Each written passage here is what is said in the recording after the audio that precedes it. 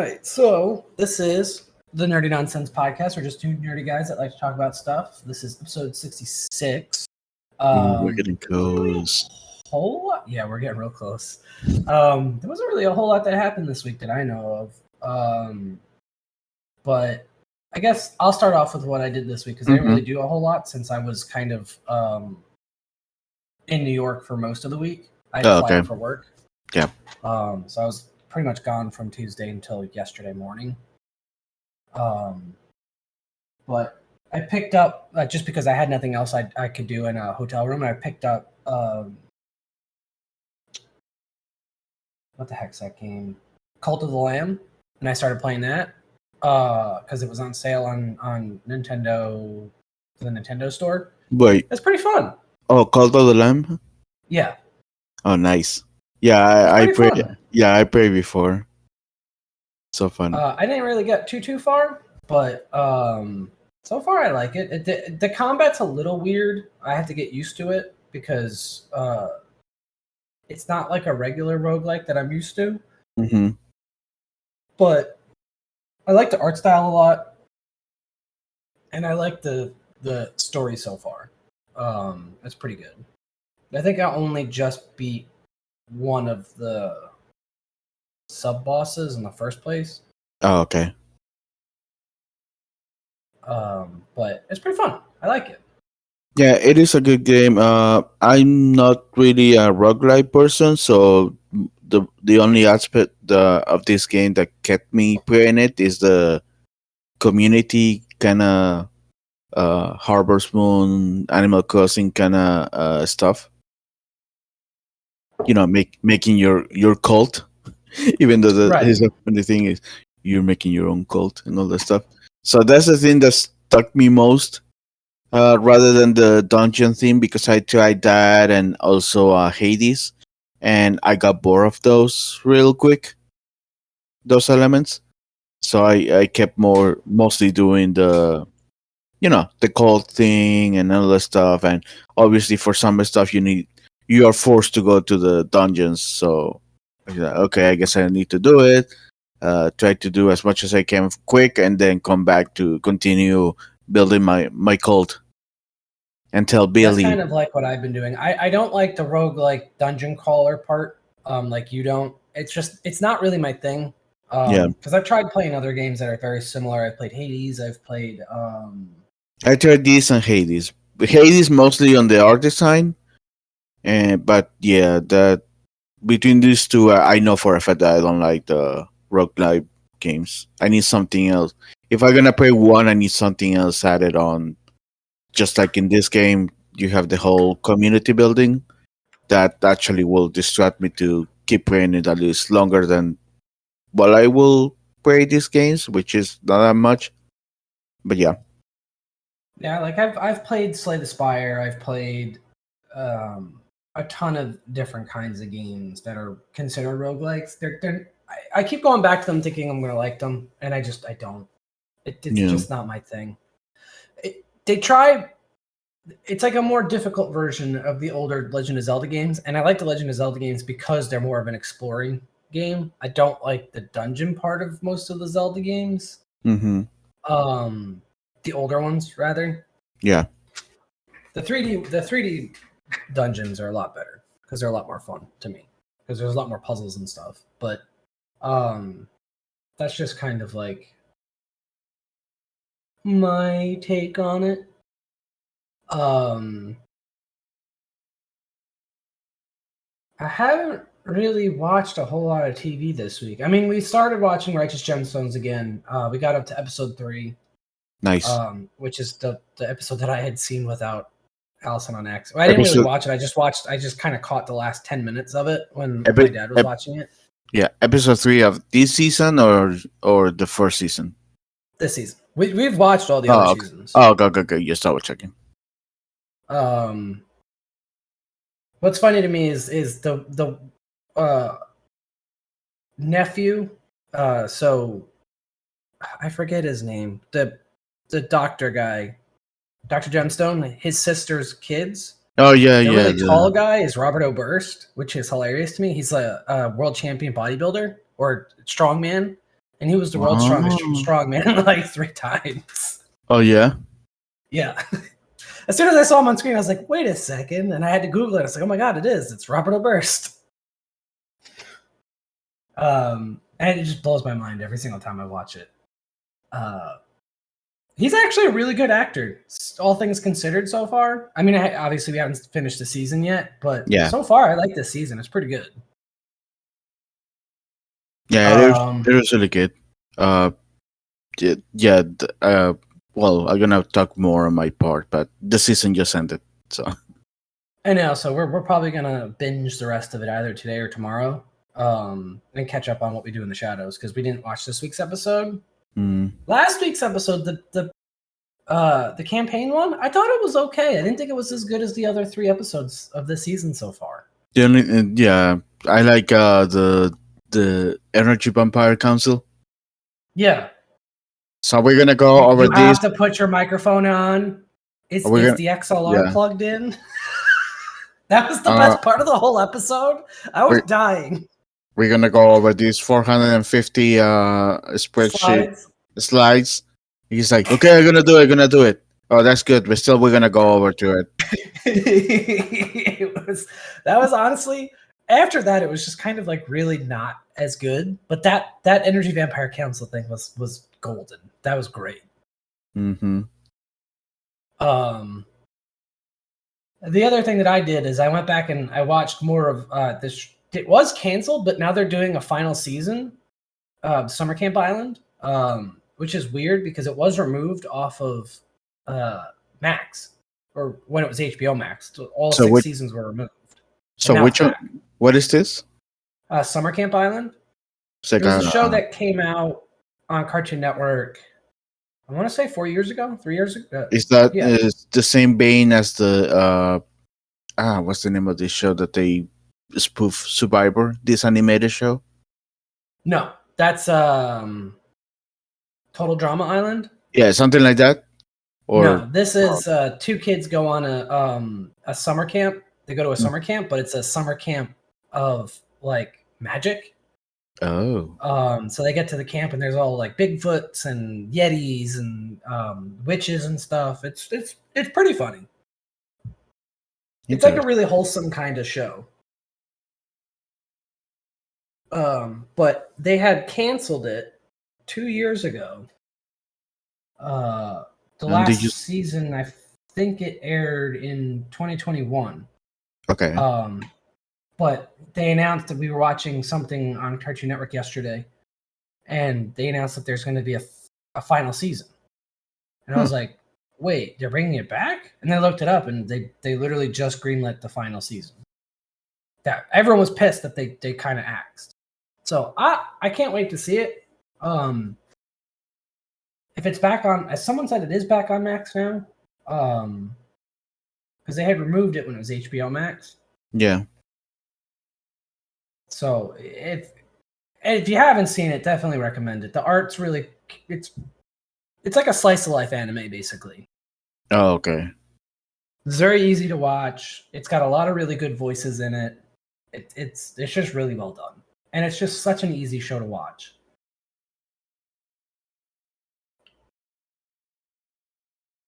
But that was pretty much all I did.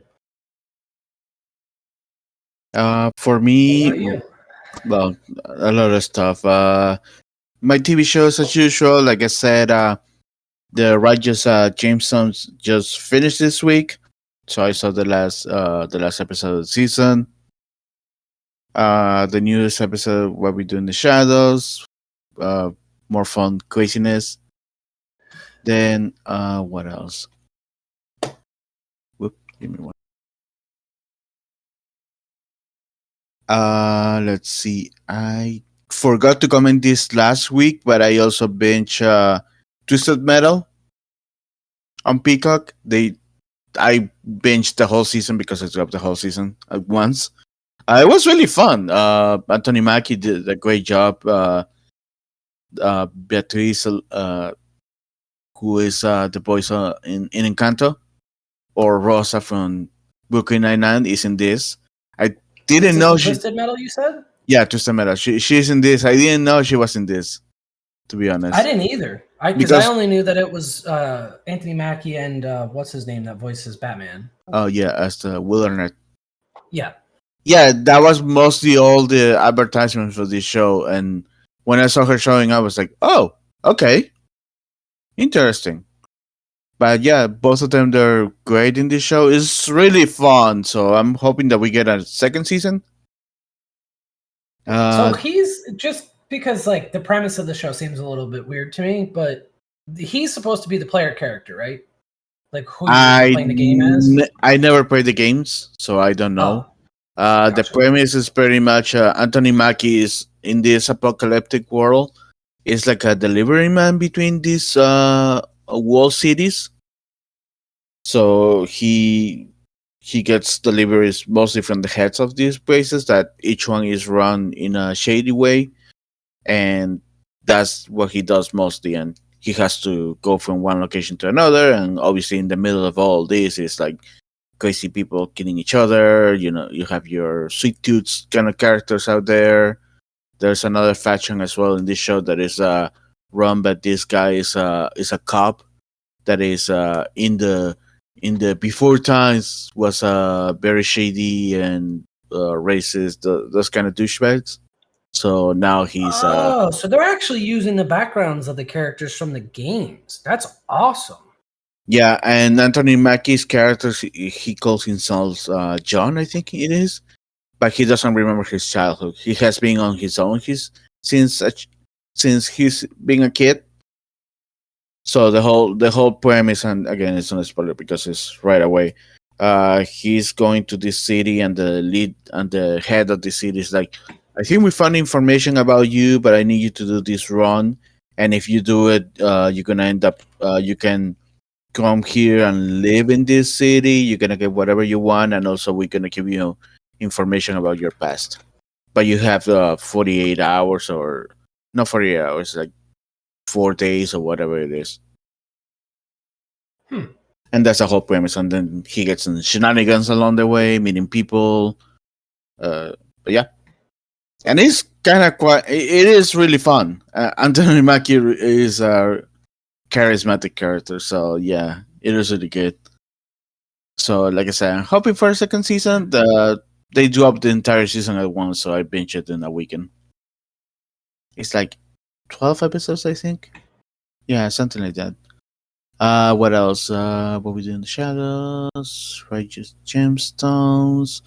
My adventures with Superman. This episode finally made me care about Jimmy, who has been like the entire time, at least for me, has been like a really really boring third wheel in this show. Isn't he like that in the comics too? Or is he not Eh, even in the comics? Jimmy Olsen, he's in the comics, but he has more character in the comics. He does more stuff, you know. It's not like in this one he's like the obnoxious clingy friend that wants every Lois and Clark to go out and do everything, all three of them together. That kind of they have it characterized like this in the show. And then Okay. there was a fallout because nobody went with him to a camping trip or something like that, and those two they've been like uh on their side dealing with their stuff, and he's like, oh, I feel now what you call it,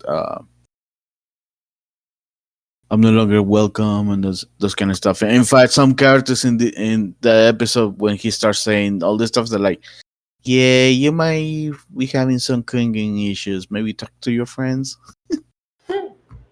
But yeah, at least this episode kind of fixes that. So hopefully, going forward, his character is good. And the controversies regarding Lois on Twitter continues. And this episode kind of some people. It looks like some people decided to uh, be okay with it, and then some people are still. With Uh, the fact that they changed her skin color, no, or no, no, no, no. There's another the latest episode or the episode oh, before this. The way that she acted. So some people are like, "Oh, she's not." I don't want to spoil what it was about, but they're calling her character like obnoxious and all that stuff. And then some people are you like, talking about "Well, when she jumps or not that? Yeah. Regarding Okay. to that, regarding to that.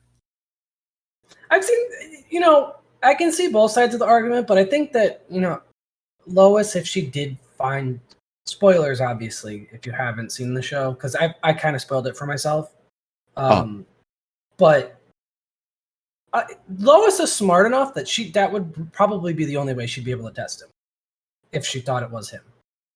yeah. No, the thing is, and I kind of see both sides as well, especially with this episode, how she reacts to some information. Some people are like, "Oh, well, you see, she's still a spoil B," and I'm like, well, her character is a little flawed. That's the whole point." Right. So, I've seen yeah. I've seen like bits and pieces of that episode and the first episode. Because I caught them the other night. I think literally Thursday night. It was the first time I got my TV to work in my hotel Hmm. room, and it just Okay. they happened to be playing those episodes. I wasn't really watching them. I just kind of had them on in the background. Oh, okay. But I kind of like this take on Lois a little bit. It kind of makes sense, especially for like an animated series. But I can see why people don't like it because it is a little bit different than what she is in the comics. I But mean, not by she's much. no, yeah, that's what I was gonna say. It's not 100% that different. She's still mostly the same. It's just, I guess, the writing on the show, how you're portraying her. I think that aspect of her, they're like amplifying more than usual, and obviously some people are taking issue with that. But yep, so far the show is fine. Like I said, this episode kind of fits Jimmy for me, but we'll see how things go from there. Then what else? Haven't seen the new episode of Bleach because it's supposedly dropping right now, so I'll be watching that later.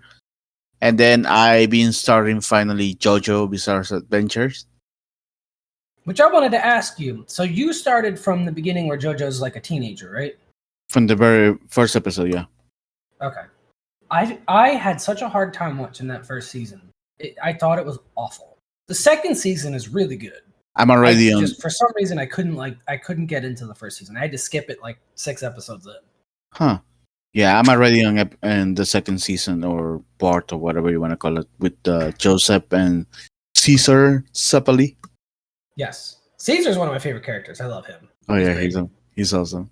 But yeah, I'm already there. So far enjoying the show, as you might notice for me saying that I enjoy it. And then what else? That what we do in the shadows, and I think that's it. There hasn't been much new stuff. Just yeah, just my regular shows. Like I said, many stuff are going on a hiatus because it's a summer, and also because it's a strike. And but yeah. Then game wise, have I played anything? I haven't touched my Switch in a while. I need to finish Zelda, that's for sure. Yeah, that's pretty much it. What I've been doing. Like, oh wait, no, I forgot. There was a big thing. I saw Teenage Mutant Ninja Turtles Mutant Mayhem this week. I was Oh, gonna did see, you? yeah, I was gonna see the Haunted Mansion, but I couldn't. On Monday I was too busy, and then I saw that they had a TMNT's opening night, quote unquote opening night on Tuesday. Apparently they did an early release this week. So I was like, I guess I'll do that. And then on Wednesday I was busy, and those are mostly my taste when I go see movies. So Okay. I guess I'll watch Haunted Mansion next week. But yeah, I saw TMNT and it's all freaking good. I loving that the studios, the big studios, because small indie studios have been doing this stuff for a while, are embracing this kind of animation that can, Into the Spider-Verse inspire kind of. The whole this one looks very very like a sketch done by a teen, which kind of makes sense in a way. The art style is so freaking good. One thing that I noticed that everybody are pointing out that is how the human characters kind of look kind of ugly, while the mutants, or at least the turtles, look more like less ugly, I guess. And I think that was designed on purpose. So in order for us to feel more comfortable with the turtles than the humans. And there's a I've heard whole it's a combination of that and like they wanted to flip the script a little bit, which yeah I think is hilarious. yeah Because there's the, traditionally they always draw them kind of like gross and ugly because they're turtles, and the people are always drawn, especially like April O'Neil's very like hot or whatever. So mhm. I think it's a nice change of pace. Yeah, there's a whole commentary as well in the movie about acceptance and mutants and all that stuff and humanity and all that stuff. Uh, but yeah, it is really fun. I love the fact that they use actual teenagers to voice the turtles. You can tell it works a lot because it reflects on the personalities and and I also heard that the voice cracking also like makes it that much more believable yeah because because like there are yeah a lot of times because they're kids and they're yeah voicing and they're like in you can tell when they're in duress and stuff like that. So I think that that's super neat. yeah, this is the first time in my 30 something years watching turtles media that I actually felt these are teenagers, just like the title says. Because every other iteration I was like, okay, this feels like They early just feel like 20s adults. Yeah. early 20s men rather than teenage, as the title suggests. But yeah, so freaking cool. I even know they added some uplift on the way that during recording, and you can tell as well because they go so hard on. Uh, Again, that's the whole felt of being a teenager, right? The jokes that they do to each other, the references. Uh, yeah, and I They love make a that. reference to K-pop with BTS, which I thought was hilarious. Oh, Like I Don. like someone spoiled it for me on Twitter, and I was like, "That's fucking great." Oh yeah, themselves they spoil it because there's a whole ad out there for a while of them singing. But yeah, Donnie is like a freaking anime weeb because he makes constant references to anime. I was like, of course, it makes sense. I, That is I, probably the best representation of Donnie ever. yeah, I mean, this is a teenager in 2023, whatever. If I guess that's the same year. They never said a specific year, but it's a 2020s teenager. Of course, he's gonna reference and a nerdy one. Of course, he's gonna reference anime and all that stuff. Like he references Attack on Titan at one point. He has a JoJo a hoodie with the logo even. So fucking funny. Yeah. Paul Rudd steals the show as Mondo Gecko. Oh my god, it's so freaking funny. How did you like the portrayal of the Flyman, whatever it is, the fly, Superfly. Superfly? Yeah, They he's every a little bit different than he has ever been. well, I know the Stockman version of the Superfly, and even and I'm not a huge into the lore of turtles, so I'm not 100% sure whether Superfry and Stockman mutation as a fry are the same characters.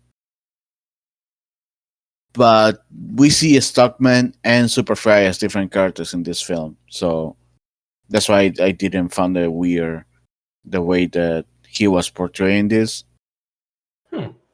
Yeah, he is Stockman is right in the beginning of this on the movie, so it's not like big spoilers, anyways. And I think we know Giancarlo Esposito is voicing him, anyways. But yeah, yeah, he was really good. Everyone does a great job. Some of the mutants, they did more than I expected to do. Like especially those very obscures like Rayfish, the Manta Ray, or Wingnut, and all the stuff. All of them. Uh, I was like, oh wow, these are really obscure characters. Probably they're just gonna be background characters with few lines, but everyone does. They really pull out some like back page characters in this, and they really Yeah, shine. Supposedly, I haven't seen it yet, obviously, but I've heard some amazing things about like that people who've shown up maybe once or twice in the comics or even just in the shows yeah. are a lot bigger presence in this movie, which is amazing. Like obviously, Viva Rocksteady had been huge. due to the show and other stuff. Leatherhead, I know, has been a big stuff in the comics, and I was aware of Leatherhead before. Mondo Gecko, the same thing. Genghis Frog, a little bit as well on the old cartoon and some comics, but the rest of them were like I knew of their existence, but I wasn't. I guess there were more from the comics or something like that because I'd never seen them before in Yeah. other media. And the fact that they actually had characterization in this, I was like impressed. And Jackie Chan also does a great job as a Sprinter. He feels like a real I was gonna ask you because overprotective dad. he's been in other voice roles before and he's not been super great. But I've been hearing in this, and I wanted your opinion on it, that he's actually really good. Oh yeah, he's good. That makes me feel I don't know super happy. if they fix it on post or whatever, but you can. For a second, I wasn't sure it was Jackie Chan because his peculiar accent is not present, at least not that Really? much. Yeah, after a while of watching the movie, I was like, okay, I can hear it over there, but it's not the same as I don't know Jackie Chan Adventures or Rush Hour. I don't want to imitate it because it's kind of that's a no nowadays, but you know what I mean. Yeah. It's not that It's not an exaggerated accent. no, it's not that present in there. After a while, you can hear it there, but it's not that present. And I guess he went really hard on trying not to do the accent, so or at least speak with an American accent, which will be make sense. To take away, so people are not like, oh, this is Jackie Chan talking instead of Sprinter, right? And Right. like I said, he does a really good job. He portrays the worried dad to the T, and also again, there's a whole story just being some kind of xenophobic, but mostly scared of the outside world in a sense. Like, and then at the end, he even says, "Oh yeah, I was wrong for believing this, even though I was afraid." Blah blah blah, stuff. But yeah, it's really awesome. There's credit scenes just in case. And also we know from last week. Sorry, they confirmed that we're getting a TV show, and a sequel, so it's actually good. I'm Hmm. just I'm just happy that we're gonna get more of these turtles.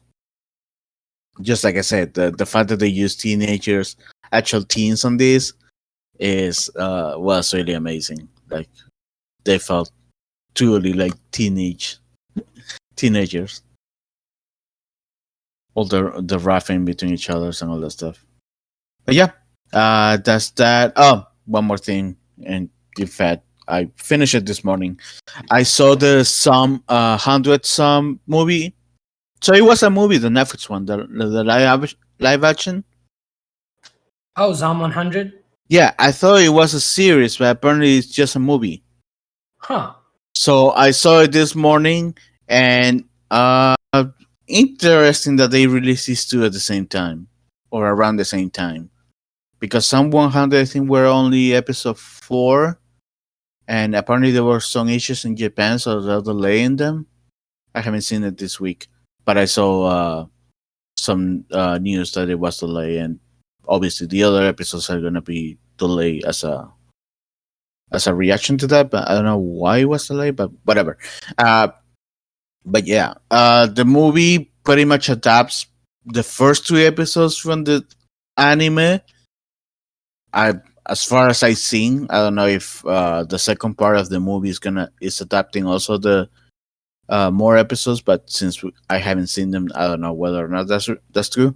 Uh, it adapts it. They do some cutting here and there, obviously, since it's a 2 hour movie more or less, and they lean more on the drama than the anime.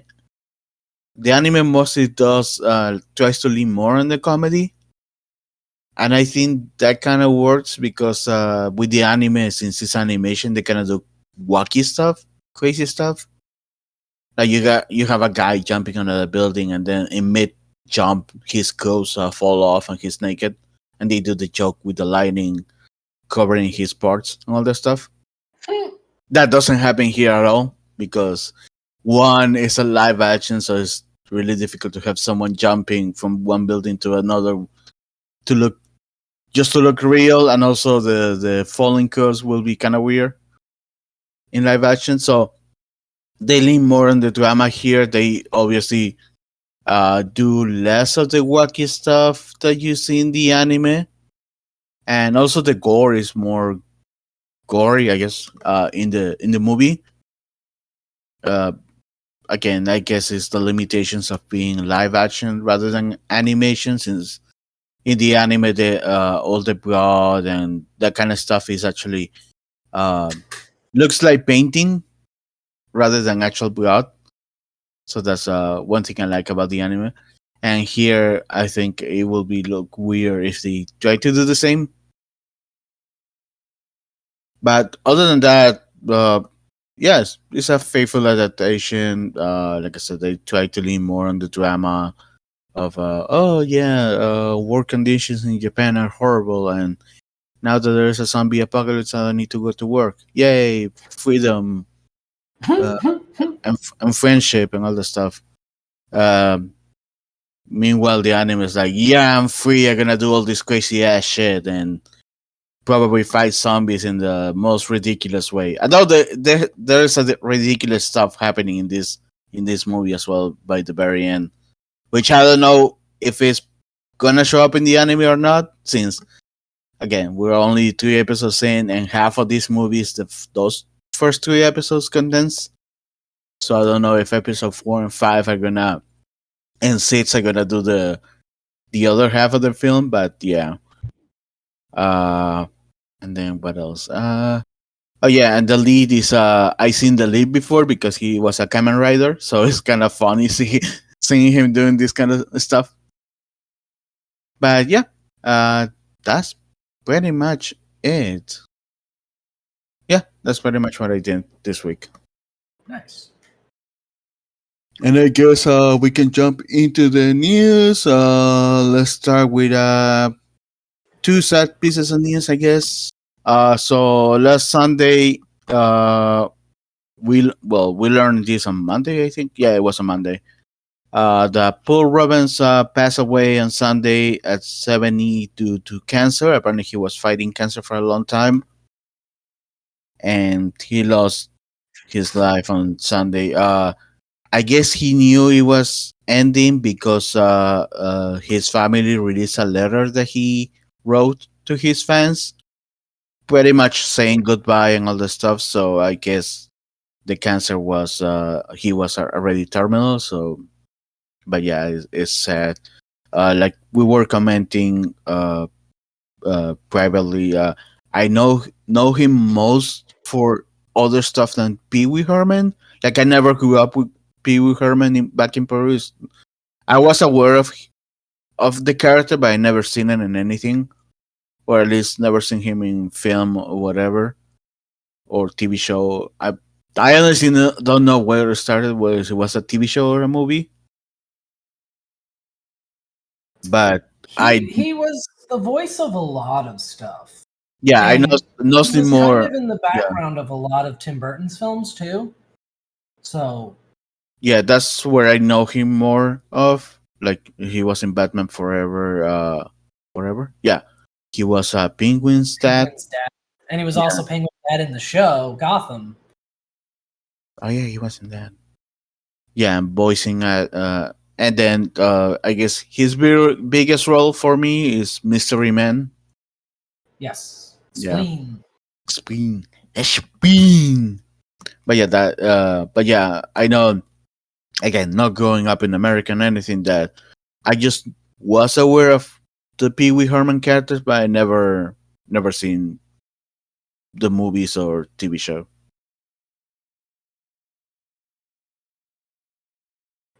He played Locke in The Nightmare Before Christmas too. And you kind of can't tell it unless you're really listening because they Hmm. kind of modulated his voice a little bit in the movie. But he was in a lot of stuff. Yeah, He did a lot of voice acting. Um, throughout the years. He's been in like Adventure Time. He's been in Chowder. He showed up in WrestleMania a couple times. He was in Batman. He played That's Batman a bunch of times. that's another reason that I know the character Pee Wee Herman, because I see him in wrestling. Yeah, he shows up a bunch in wrestling. Yeah, back in the '90s, late '90s, I was into wrestling, and they brought it to Peru, and it was really big as well over there. So I was watching the dub or the Spanish edition of Raw or SmackDown, and I will see these characters. I go, what the hell is this? But yeah, Definitely, it hit me so far the hardest of anybody that's passed away so far this year. yeah, and obviously, fuck cancer. Like I have Yes, a relationship with cancer in my family, so yeah, fuck cancer. me as well. I've lost a bunch of family members to cancer and neighbors. So Yeah, unfortunately, I really hope we find the cure at some point because it really sucks. yeah. And then the following day, or it was the same day, I can't remember. Euphoria star Angus Code, who played Fesco, passed away as well. He was 25, which is very sad. Based on the information that I seen, apparently it was self-committed. It was they're labeling it as a suicide for right now. Yeah, because it looks like he lost his dad a couple weeks ago, and that affected him real bad. So that's at the moment that's the current I don't want to say theory, but that's what people are saying. That's what the police report says right now, which is technically public record. I don't agree that stuff should be public record, but Yeah, it is, and that's the working theory they're going on right now. Obviously, it might change when they do talk screens and other things like that, and yeah, but it's really sad. Still, really sucks. Suicide's not, especially people who lose family members like that. It's not fun.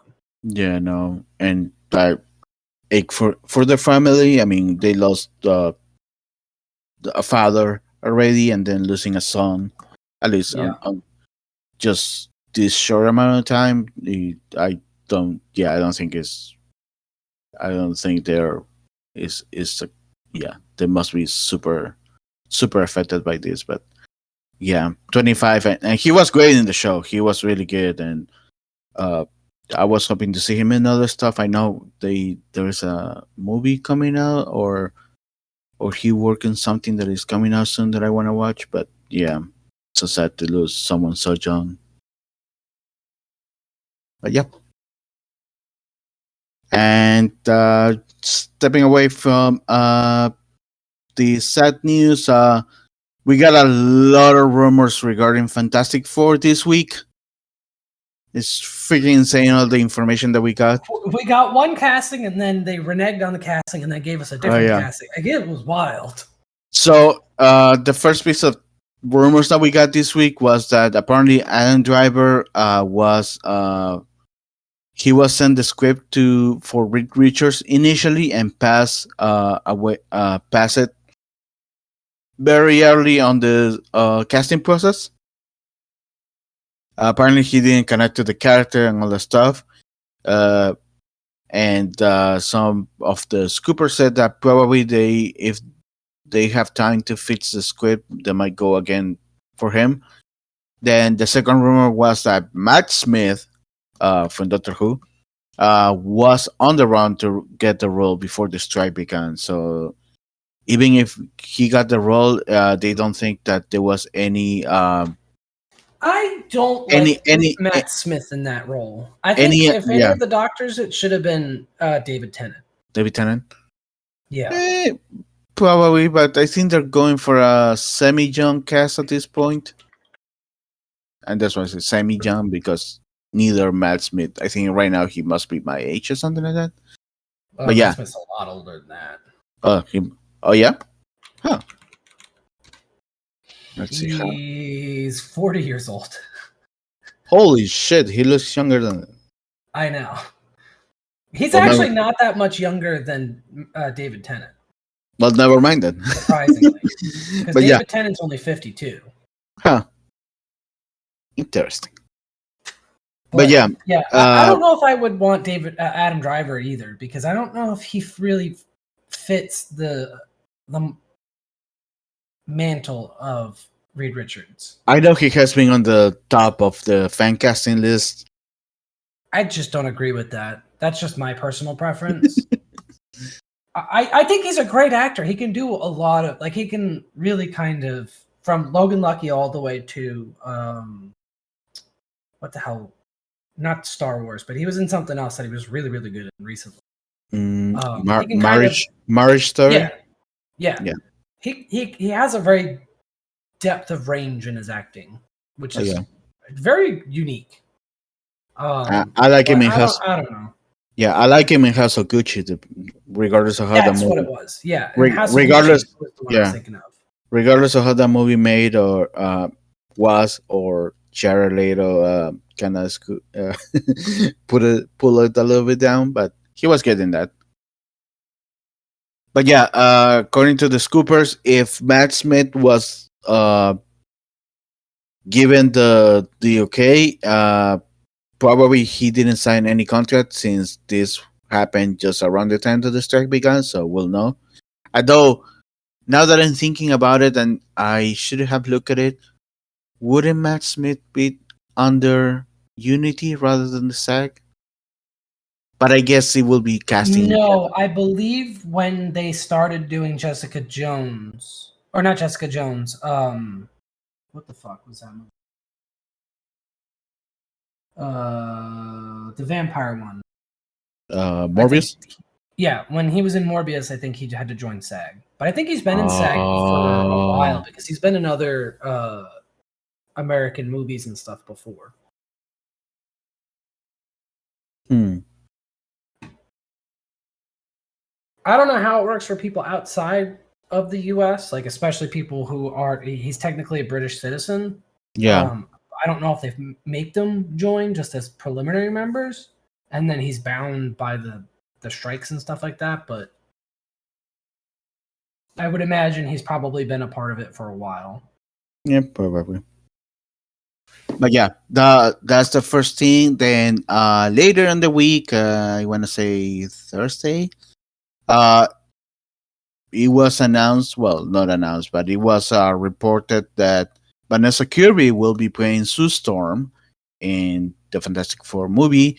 Also, the report suggests that the film is actually built around her as the leader of the Fantastic Four, and that the rest of the cast will be cast around her character. Uh, Obviously, we won't know for a while whether or not this is true since the strike is going on. But if it's true, then I'm for it since I'm in love with her. So whatever. And then the same day, first we got the report that Jack Quaid was cast for the role of Johnny Storm, and then later they detracted the rumors. The rumors detracted from it. Even Jack Quaid came out on Twitter saying that, "Oh, I'm not in the role of Johnny. I haven't been cast or offered the role of Johnny Storm, but you can donate to the SAG and here." And he put a link and everything. That was a that was a cool way to to go against the casting rumors. Right. Even though I'm still don't believe when an actor says that, since we have Andrew Garfield for a year and a half saying that he wasn't into the No Way Home. So, and obviously he's not gonna say yes or not, whether there's a strike or not. Is They need to wait for Marvel to announce the casting before they can do anything. But anyways, after he said that, and also the Scoopers said the Scoopers were like, "Oh no, we were mistaken." They say that Joseph Quinn, who is Eddie in Stranger Things, is actually the one that is being up for the role of Johnny Storm. I Again, think he could do amazing with that. When I yeah, first saw that, I was like, that is a great casting. yeah, I can see him as well as Johnny. Obviously we won't be getting a confirmation anytime soon. And then another rumor regarding Fantastic Four that came out that Evan Moss back Backyard. I miss. He's in the bear. He's the cousin. Yes. He's also has been cast in Fantastic Four, but we don't know who he's playing. It's an unknown role. Again, this is Solo Cooper, so um, he could be playing Reed. He could be playing Ben. He could be playing Doom. Although there was also continuing reports about probably we're gonna see Silver Surfer and Galactus as the big bads or the antagonists in this film rather than Doom. So maybe he's a Silver Surfer. Who knows? Or voicing Galactus, who I hope is not a cow this time. Oh my god! Please don't remind me. But yeah, a lot of Fantastic Four this week, so it was kind of insane. And the I think the information. rumor is right now that we're definitely getting Galactus, but I think they are going to introduce us to Doctor Doom. But I think he's going to be a Phase 5 kind of Marvel thing. I mean, we're in Phase 5. I mean 6. Sorry, we're in Phase 5. You're right. Yeah. Which would be kind of fun. I mean, he's a big bad in the comics, so. And so is Galactus, but Galactus is also he's there for a couple issues and then he's gone. Yeah, a lot of people. A lot of people are thinking that we might be building Doom for Secret Wars. Yes, and obviously because of the strike, everything is going to be shift. So we'll see how that works. But it wouldn't surprise me if they already are casting or had a cast for Doom, and they just haven't announced it because the strike.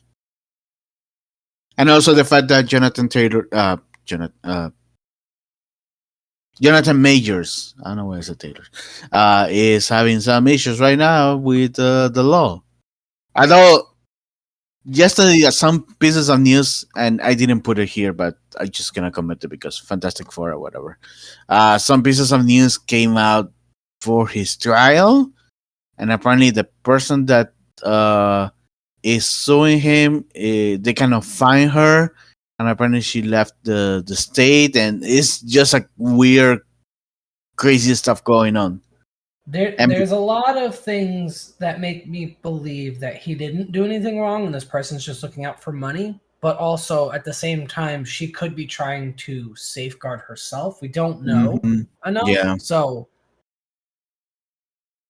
I don't think entirely that Jonathan Majors did nothing wrong yet, but we also won't know until the trial actually, starts. Yeah, that's what. They ended up pushing the trial because this woman pretty much went away. Yeah, and so even her lawyers are like, yeah, we don't know where she is. So this whole thing is kind of crazy, and I can't wait for the documentaries or Netflix movies that came out of this. Yeah, it's gonna be a wild trial. Obviously, saying this if things doesn't go into a dark place. Obviously, I'm not trying to. Yeah. But when you hear this kind of weird, super crazy cases, you're like, oh shit, this is gonna be an interesting Netflix special or whatever. But yeah. Let's see what else. Let's stick with Disney. We saw the first trailer for Loki season 2 drop this week. The show will be premiering. I lost my fucking shit in this trailer. It looks so good, especially because what's his name from Everything Everywhere All at Once is in it. Hugh Huan, yeah, and I love him. He is so fun. Yeah, and apparently Loki himself is being affected by some time shift. I forget, they had a name for it. Yeah, time shift or something like that. So it will be interesting to see how this deals links with the whole multiverse and the changes that he did on season 1 at the end. And I'm talking about Jonathan Majors. We have some Jonathan Majors in this trailer. Like, yes, I did not expect to see him, but I thought that he was going to be kind of absent from this season because they were building him up more for the Avengers. Yeah. But seeing him in the trailer, I was kind of like, okay, here we go. Yeah. Well, this is a version of him, obviously, but still, I'm surprised that at least we are seeing more of him in the trailer.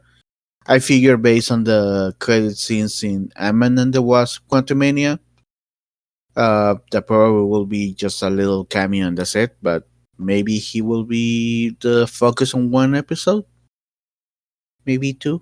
I don't know. At least based on what I see on the trailer, probably is that. Let's see.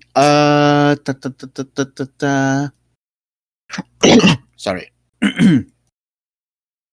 So yeah, Disney. So apparently, the first writer behind Star Wars, Lando, Justin Simeon, learned that he was fired from the show the same way as everyone else. It's kind of shitty from Disney. Yeah, he learned when they made the announce that what you call it, the Glover brothers will be writing the show. So yeah, which I don't know if I agree with that, but whatever, I guess. I mean, that's why there's a strike right now because they keep doing all this stupid, shitty stuff. Let's see, and the last Disney stuff that I have, according to a report, the live action Hunchback of Notre Dame has been scrapped at Disney. It looks like Iger didn't like the original film to begin with and felt that this one was not a top priority. So he decided I've not ever seen the whole movie before because it scared the shit out of me as a child. But the songs in that movie are freaking bangers. Oh yeah, this is a good. Like even just for the songs alone, how could you not want to, do a live action remake of that? Yeah, I don't know why he doesn't like it because there is only one element that I don't like this movie, that movie, but other than that, that's a good movie. In fact, it's like on my. I know I did during the pandemic a marathon of all the animated Disney films, and I did a list of my ranking more or You less. had it pretty high, if I remember correctly, right? Looking for it. It is actually it's the first one. It's my number one. Yeah, it's my number one Disney Animation Studios movie. There you go. But in a way, I'm also happy because the whole live action stuff has been mostly losses and winnings. So, but yeah, we'll see. And then on the same day that this report came out, it was announced that a Tangle live action movie is in the works. So they went from a 90s movie to a 2000s movies, rather. And of course, people are like, hopefully they don't get Zachary Levi on this. I think at this point he's a little older to play a Flynn Rider. Maybe not. I don't know. But yeah, based on the last couple of years, people don't like him anymore. So, so we'll see what happens. Let's see. Oh yeah, talking about Zachary Levi, we got the first trailer for Spy Kids Armageddon. This is the reboot for the Spy Kids franchise, pretty much. Still directed by Robert Rodriguez. We saw Zachary Levi and Gina Rodriguez are gonna be playing the parents, and yeah, it's gonna premiere on September 22nd on Netflix. Based on the trailer, apparently Robert Rodriguez is moving away from the super wacky stuff from the original ones. That makes me kind of sad though, because that's what made them cult classics. Is that they were so batshit crazy, but in a good way. Yeah, this one is more your regular action family kind of movie. As long as we bring back Steve Buscemi as the mad scientist guy, that he was great. I don't I don't know. I don't expect any of those characters to show up at all. Like I think this is gonna be just a whole new universe, which is a shame because I want to see Machete again. I know. That's the most ridiculous thing that I remember from Spy Kids. I was like, isn't this character supposedly part of those slaughterhouse films? What the hell is Machete doing in a kids film? It's funny because they're all his universes. Like he and he's created and all of them. yeah, and he's supposed to be the same character. So while Yeah. he's He's fucking their people, uncle or something, I think, right? yeah, something like that. Yeah. So while he's fucking and killing people, eviscerating people on his movies, he's also on his free time. He's going to see his family and going to wacky adventures. It's so fucking weird. But yeah, I'm sad because I don't think we're gonna see Machete at all in this film. But yeah, it's coming on September 22nd on Netflix. Let me see if I have anything Netflix related. Oh yeah. So it was announced that this week that Netflix delayed 6 of their films because of the strike. One of those is Damsel with Millie Bobby Brown. This one is pretty much, as far as I remember, for the plot, is like a princess or a uh, trying to subvert the damsel in distress kind of thing. So she's the one fighting her captors or whatever to try to liberate herself, like a Die Hard kind of situation, kind of thing. Yeah. A Family Affair. This one is starring Nicole Kidman. I haven't seen what the plot is about this one. And then Spaceman, which will be the latest Adam Sandler Netflix films. But yeah, all of these, along other films, have been moving to 2024. I know the Damsel was supposed to debut in October or around that time. So, and yeah, this is gonna continue as the strike goes.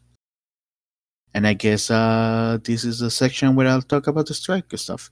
So yesterday, there was a meeting between the studios and a streamer organization and the writers to negotiate an end to the writer's strike. Uh, Sadly, things didn't went as expected. Apparently, based on the information from this morning and last night, the WAG reported that the studios didn't, on their negotiations, they pretty much were like just more of the same. Uh, it looks like they're still gonna try to do the whole, oh, let's wait until these people cannot get any more, don't have any more money to pay They're for. being extremely greedy is what the problem is. Yeah. And I kind of expected them to.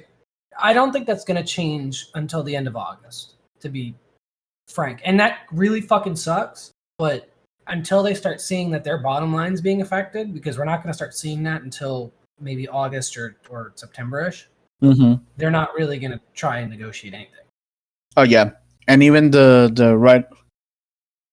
Writers Guild told them even if negotiations are done uh, going to, they're still gonna strike in solidarity with the SAG. But yeah, like I said, negotiations didn't went through last night, yesterday. Based on again the information that I seen, the studios are still trying to hold on their stuff and the same bullshit that they've been saying, that holding until they can pay for stuff.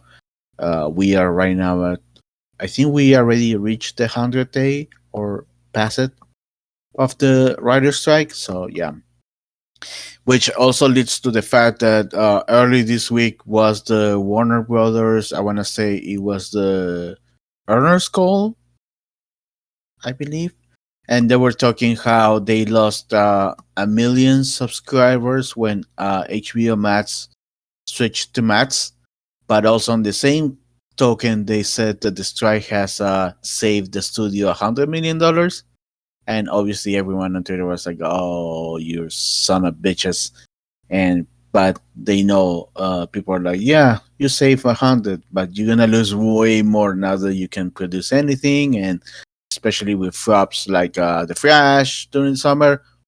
In fact, the only thing that is saving Warner Bros. At this point right now is Barbie and Oppenheimer. Barbie, I know, is supposed to be crossing the $1 billion mark this weekend, Yeah. and Oppenheimer is doing really good. But yeah, those two movies are the only thing that is helping Warner Bros. At the moment. But yeah, those they're gonna be eating those comments soon, especially if the as it seems the strike is just gonna keep going.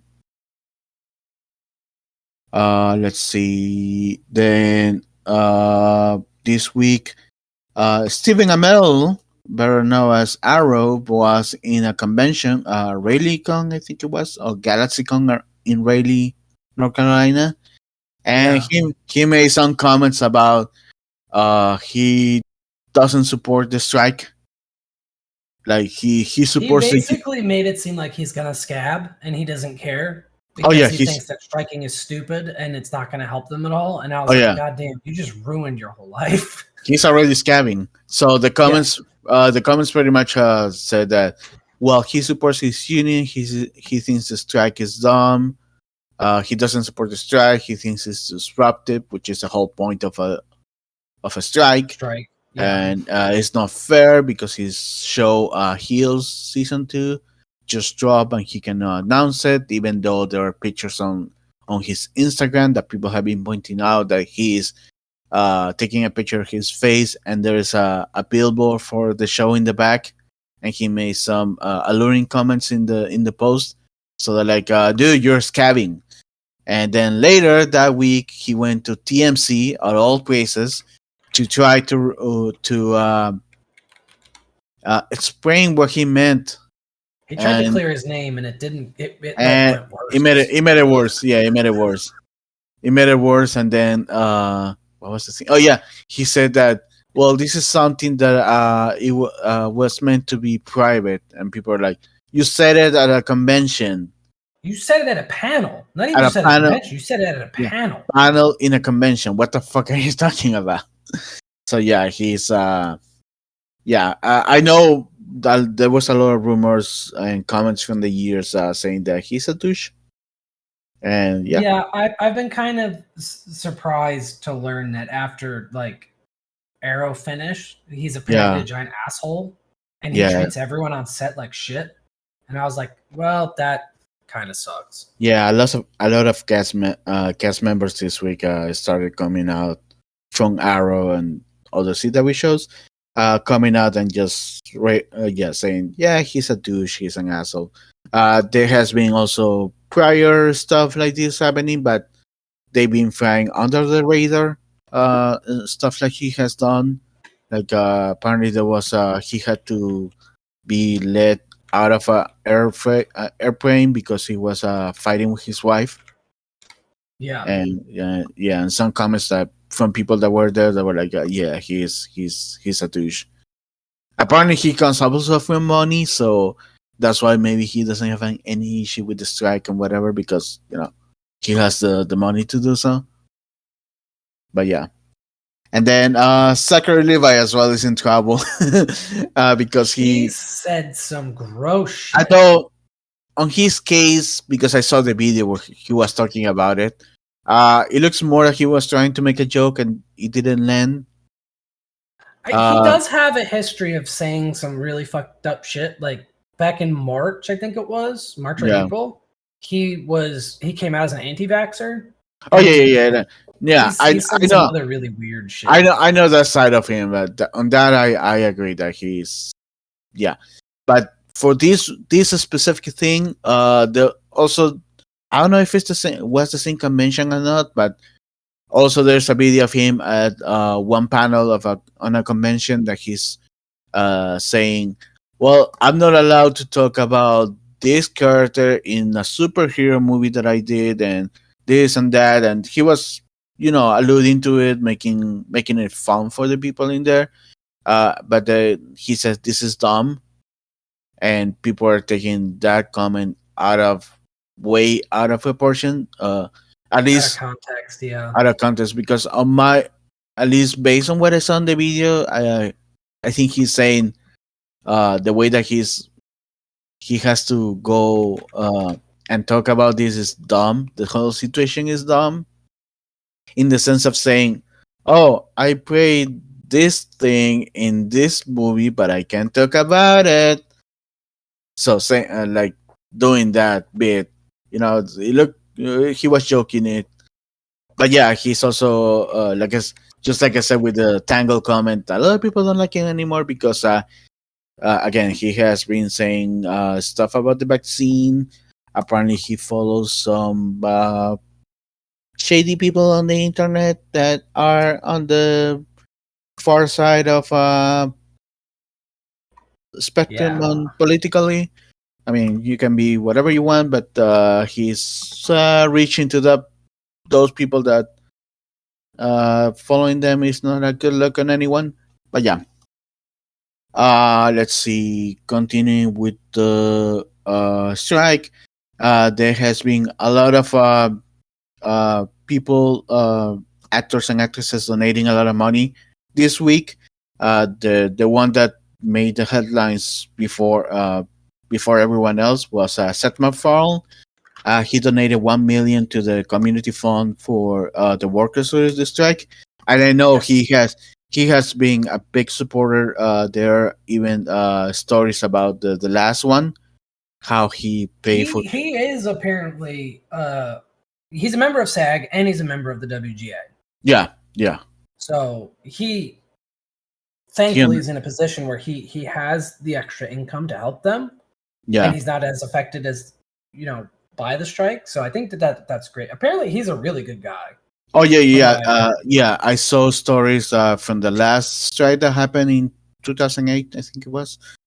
He he uh, he paid the whole writing staff their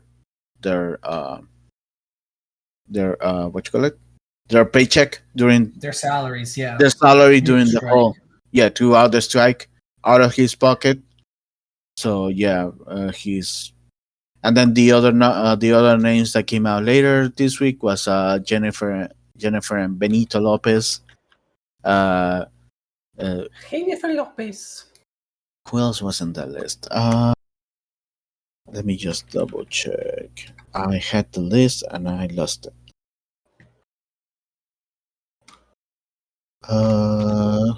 And I just remember those two because I was making the joke about Ben being a good representation for the Latino community during the strike.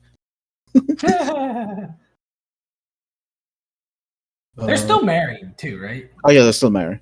They remarried last year, I think it was. Wild. Trying to find the freaking. Well, when I look for the list, yesterday also there was a huge ass picketing line at Universal. I think this is more of them answering to the fact that they cut the trees a couple of weeks ago and everything. So and also apparently they were doing construction on the sidewalk, and that just finished. So what they did, they brought like over 500 people, and they were striking on the newly fresh sidewalk.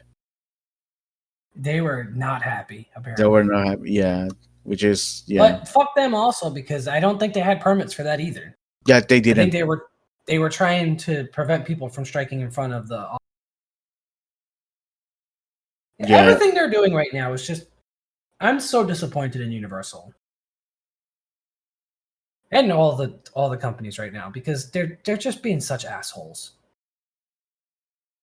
Oh, there you go, found it. George Clooney, Meryl Streep. What is the freaking list? Oh, I think it was everybody who was like all the big names that were on that letter that penned Yeah. the SAG strike. Uh, there you go. Donated a bunch of money. Ryan Reynolds and Blake Lively, Matt Damon, Hugh Jackman, Arnold Schwarzenegger, Nicole Kidman, Pretty much all of them did like 1 million each or Yep. more. So this is a good thing. This is obviously for the fun, for the workers to get something while the strike is going on, which is one of the main issues that the studios are counting on. That people start losing money because of it. But the stars, the at least the people that had the money, they're like, no, fuck you, we're gonna help these people. But Yeah, yeah, I'm glad that because there have been other SAG strikes in the past where they haven't really supported each other as much, and I'm glad that not only is the higher members of the WGA are helping, like Seth MacFarlane, but the higher members of SAG are also stepping in hmm to really back up the rest of their union members. I think that's great. yeah. And last week we had The Rock also doing a big ass donation as well, so that's actually good. Let's see. I had no more SAG news. I have a couple more Warner Brothers. Apparently, based on the rumors that have been going on for a couple of days or weeks, it looks like Warner Brothers is gonna keep the Aquaman and the Lost Kingdom December release date, even though apparently there's the rumor continues that probably Dune might be moving, but we still don't know.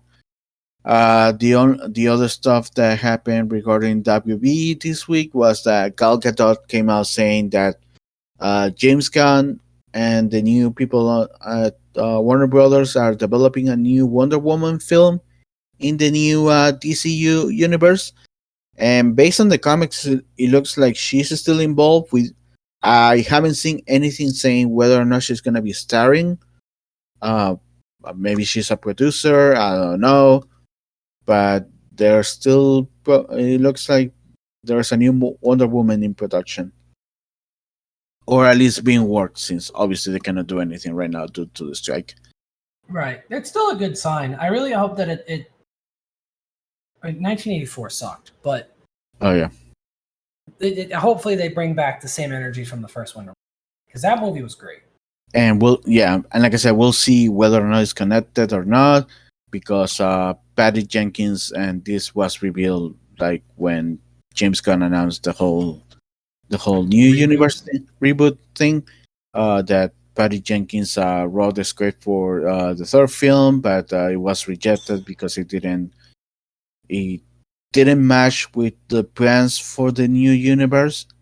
So that's why there won't be a third, or at least up to that point, wouldn't be a third Wonder Woman film.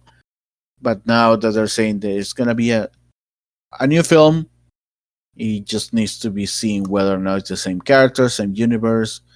Uh, Maybe Patty Jenkins is not involved at all, and just like I said, Gal Gadot is just saying that she knows about it, or maybe she's just gonna be in a producer role. Maybe she's not even gonna be portraying Wonder Woman. We don't know. Even though she has portrayed Wonder Woman in The Flash and Shazam, Fury of the Gods. So we'll see. Let's see, just a couple more things. Lionsgate has purchased E1. This is a movie division behind all the Hasbro licenses for the last couple years.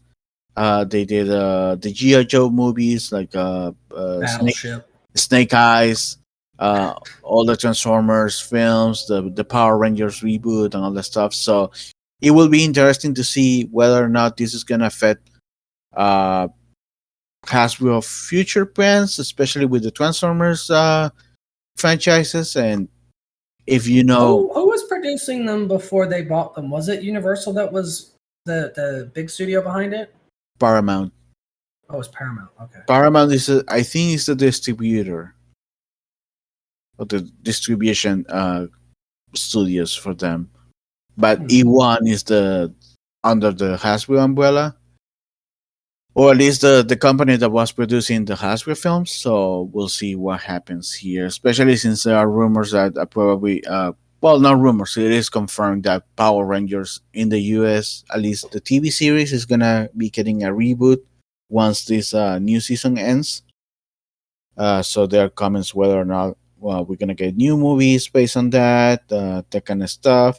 Obviously, if you have seen Rise of the Beast, which is already on Peacock, by the way, not Peacock, Paramount Plus.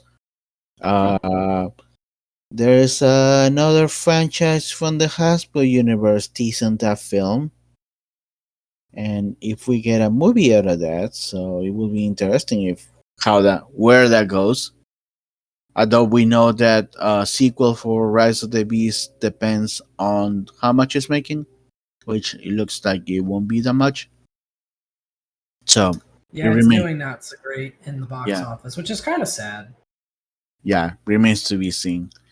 Let's see. Nintendo announced this week, or in fact yesterday, that we're gonna be getting a new Pokemon Presents on August 8th, which is Tuesday. The main theory going around is they're gonna finally announce the release date for the DLCs for Violet. Uh, Scarlet and Violet. I forget the name of the Scarlet and Violet. Yeah, finally the release date for the both of the DLCs, or at least the first part, and maybe some Pokemon Sleep news or something. Because as far as I Pokemon know, Sleep there's is like really big right now, which I don't understand. oh yeah, I try it. I can't. I need to I did too. I tried it on Tuesday, and I don't understand what the concept is. I need to keep my phone on all night now. That's and near to my bed where I was sleeping, so I guess can record my sleep patterns. I don't know how that works, but I can do that. So nope. But yeah, those are the only rumors that people are thinking. Maybe they might announce some related, I don't know, Pokemon Unite things. Those games, the mobile games. I know Pokemon Go. There's gonna be a global event. The end of the month. So I don't know whether they're gonna announce anything related to Pokemon Go. Probably not. I don't know, unless they just gonna double down on the global event for those that don't know. And then yeah, so Pokemon and maybe an announcement on the anime coming to America, the new one. Oh, the one with the younger girl. Yeah, yeah. I know this. The dub is supposedly coming to Netflix this year, but maybe an official announcement on a date on that. And also there's the Pokemon Concierge, I think it is, in December, the stop motion animation with Netflix. So it has to be one of those, but I don't think they're gonna announce anything new that is big. Again, the perhaps the biggest thing will be just announcing the release date for the DLC. Some people are hoping that it's gonna be like and later this day, today we're releasing the first DLC of Pokemon Scarlet and Violet. But I think that will be too much. I mean, it might happen. Who knows? But I think that's gonna be the biggest piece of news out of that presentation. Just the DLC release date, because I can see there's no way they can announce a new game at this point. It is way too early. They announced Scarlet and Violet way after the DLCs for Sword and Shield came out, so yeah, they can even tease about the new Pokemon new games. So the only Right. thing that I think they could tease if is they do something like Legends Arceus for another A region sequel. Yeah, I've heard or a rumors that there sequel might do a sequel. I don't or know about that. I mean, we'll see. yeah, that's the only big thing surprise that I can see happening here on this presentation, even if it's a tease. But yeah, other than that, like I said, just the DLC release date will be the biggest thing, and even bigger if it's released that same day. But Right. yeah. Uh, Talking about Nintendo, apparently there are rumors going around that developers have already the kit for the next Switch or the next their next console, which will be the the s- the precursor of the Switch, I guess, if you want to call The it. successor, yeah. Yeah, I keep hearing rumors because they're getting a lot of pressure now from the Steam Deck and now the ROG Ally. that the sales have kind of, I mean, they've been slowing for a while, but they've slowed a Mm, lot more now because mm, people can, play PC games now on the yeah, go. So they're going to have to do something. It is very underpowered. And there are certain games like Scarlet and Violet that just, they don't run very good on the Switch. I'm sorry. They're good games, but they're just very not, like, you need a more powerful system for sure. yeah. Now I wonder what they're gonna do next. If it's just more power and it's pretty much the same thing or not. I mean, I still don't kind of I get think they're it. gonna do like what Sony and Microsoft did with the Xbox One S, X, whatever the fuck it's called, and the PS5, where it's basically a PS4 but more powerful. So it's a more At powerful least Switch. yeah, it's like it's Switch 2 or something, but it still plays all the Switch games. It's just a lot more. That's the only thing I can think of because they would piss so many people off if they came out with a new console that doesn't play the old games. And it's not backward compatible. Yeah, that will. Yeah. Yeah, but yeah, so far, even if they do it, I'm still good with my Switch. So I don't see myself getting the new one at least for a while after is. The only thing that would make me jump is if they improve the design of the Joy Cons because I hate the Joy Cons. Oh, The shape of them is just so uncomfortable. I play it on handheld mode, so and I have the light, so it's all under one thing, so it doesn't affect me. The Switch Lite was actually more comfortable than the regular Switch.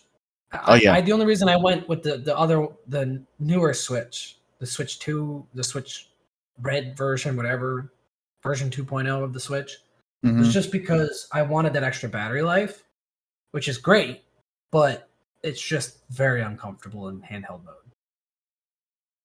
And I don't ever play it docked. A lot of people are like, "Oh, you don't you play it in handheld?" I'm like, "Yeah, most people play it in handheld mode." yeah. I haven't. I got the first one originally, and I think I only docked it once, and I never played dock. I only play handheld, and then the light came out, and I got the Sword and Shield Special Edition. So I was like, yeah, I'm keeping this, and I've been doing using that one since.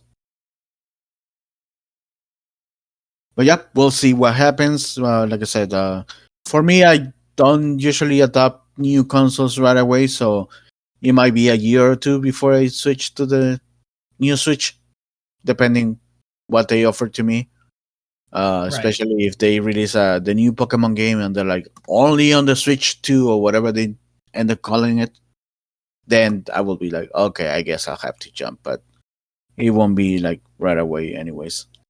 Yeah, Let's, unless they do something really drastic, I'm not. I'm probably going to do like what I did with the PS5. I'll wait yeah, until a game comes out that's only going to be on that console. yeah, it took me a while to get a PS5. Which game it was that made me switch? Spider-Man. No, well, yeah, but it hasn't come out, and I got it last year. I think it was Horizon. Yeah, it was Oh, right, the new one. Yeah, Horizon or God of War. One of the two was only both of PS. them I think are only on PS5. Yeah, so The Horizon 2 and God of War 5 are only on PS5. yeah, I guess that's the reason why I decided to get it eventually. Because which game was on both? Ghost of Tsushima was on both, so I got the PS4. Cyberpunk was on both. I got the PS4.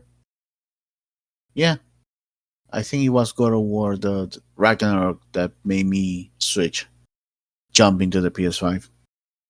Right, But yep, which makes sense. yeah, makes sense.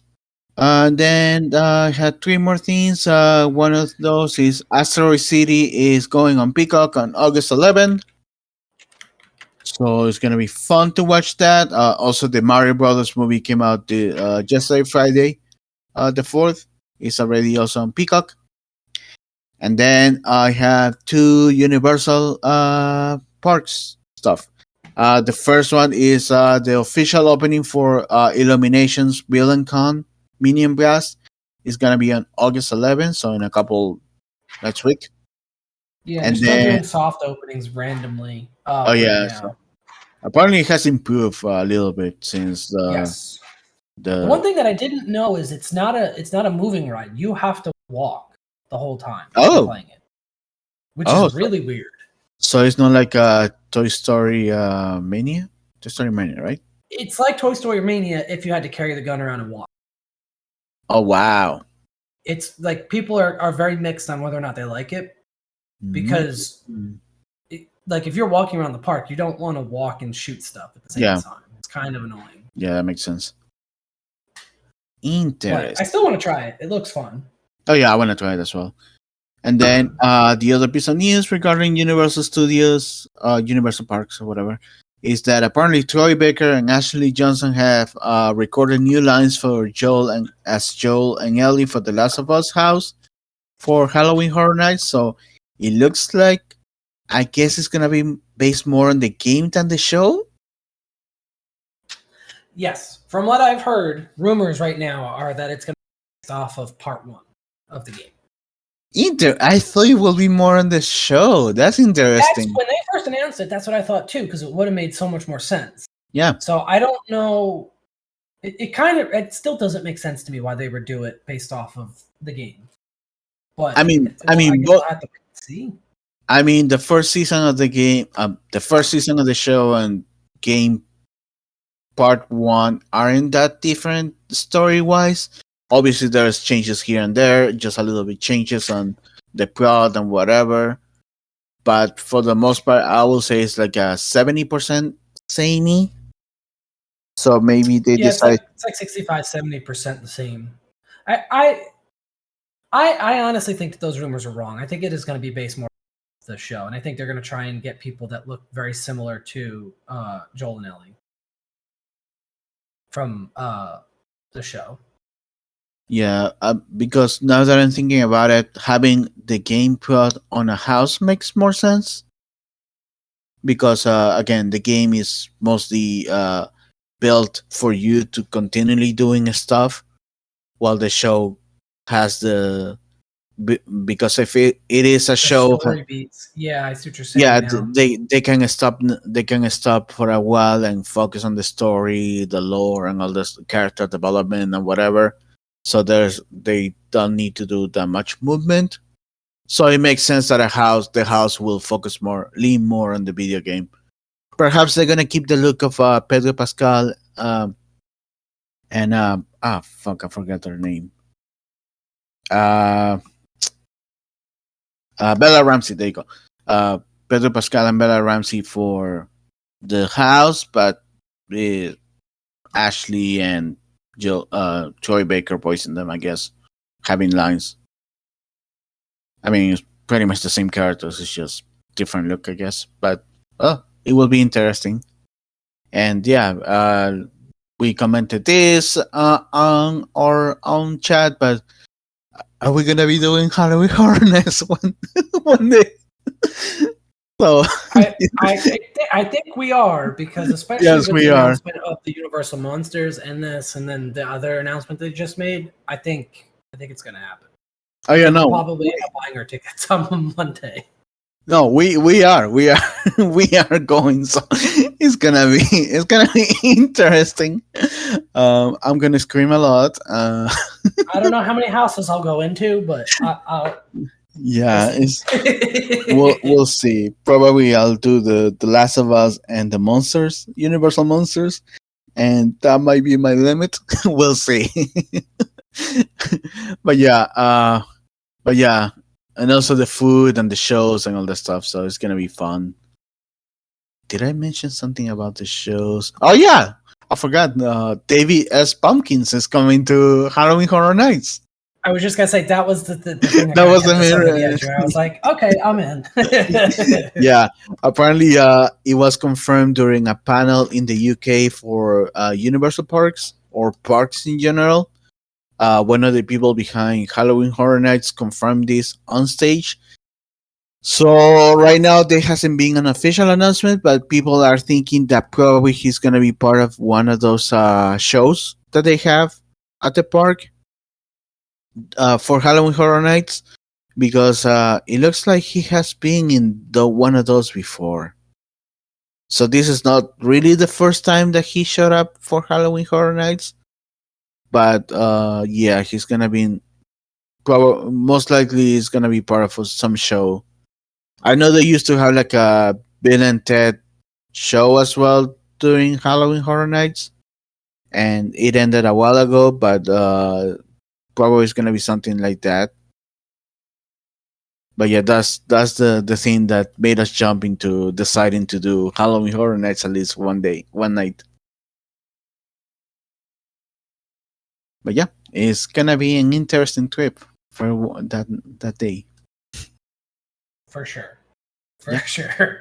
and that's pretty much all I have, unless you have something else. The only thing that I have is Gen Con is this weekend. Just started, I think, yesterday, Oh yeah, which yeah. is the board gaming convention and card game. And Disney's Lorcana, which is like their version of Magic the Gathering, Mm-hmm. had the longest line. Oh People were yeah. waiting for up to like 6 to 7 hours just to Oh buy wow. special edition packs of the cards. Damn. Yeah. The official releases, I think, local game stores and like small game stores that are not like big chains or whatever, they're getting their cards on the 18th. Oh, And so it hasn't come out yet. Oh, now that makes sense. yeah, so they're selling them there, and then they're selling them at Cologne, some gaming convention in Cologne, Germany that I've never heard of. Mm-hmm. Um, I think it's in a week, next week, so it's next Friday. And then the 18th is when it gets to like local game stores and also the Disney parks. So I want to go on the 18th and go to the parks and see if I can find some packs and buy it. The art on a lot of these cards looks amazing. They released a bunch of information yesterday about the cards, and people started showing what they were getting in their packs and stuff. And it looks awesome. I really want to get some like a lot of the cards. I'm gonna look into that, and I haven't seen the cards.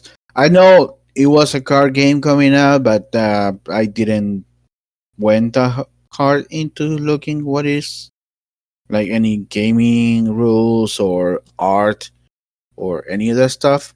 So I guess I'm gonna do that after the record so I can see.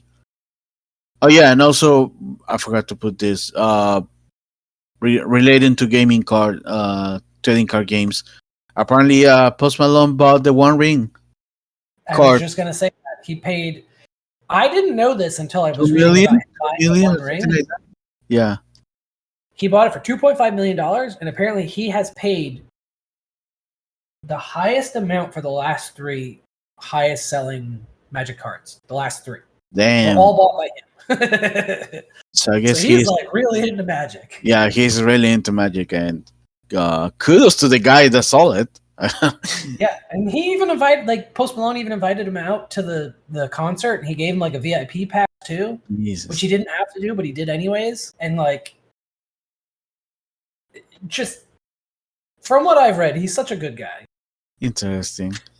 And I guess he's now the Dark Lord because he has the One Ring. Yeah. Who knows what's going to happen from now, because I don't think it was valued to sell for $2.5 million, but that's what it sold for. So Oh yeah, I saw that the guy that got the card didn't value it. But no, I think he got a PSA graded. just And graded, then yeah. sold it. Like Post Malone apparently had someone reach out to him, and he was like, I want this card. Huh. And it sold. Absolutely wild. Again, I will sell it for that, yeah, for sure. Dude, if I got a card and someone offered me $2.5 million, fuck, I would sell that. 100%.